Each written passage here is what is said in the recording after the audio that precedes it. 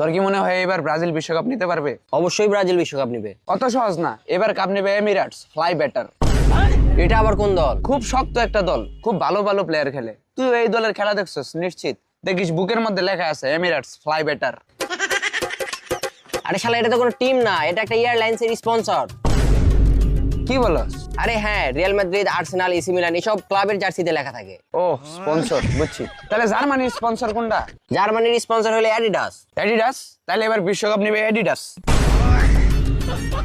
দেখ, অ্যাডিডাস কিভাবে বিশ্বকাপ নেবে? এই যে তুই স্পেনের জার্সি পরে আছিস, এটাও তো অ্যাডিডাস। আবার আর্জেন্টিনার জার্সিতেও অ্যাডিডাস। এরকম আরো অনেক দেশের জার্সিতে অ্যাডিডাস আছে। অ্যাডিডাস তো আর খেলবে না, খেলবে হলো দেশ। ও তাহলে সব কথার শেষ কথা, জার্মানি বিশ্বকাপ নেবে, আর কোনো দল গোনার টাইম নেই। তুই জার্মানি সাপোর্ট করস?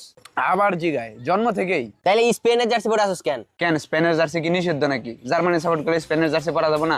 আমরা কি তোদের মতো ব্রাজিল আর্জেন্টিনা সাপোর্ট করি যে অন্য দলের জার্সি পড়তে পারবো না?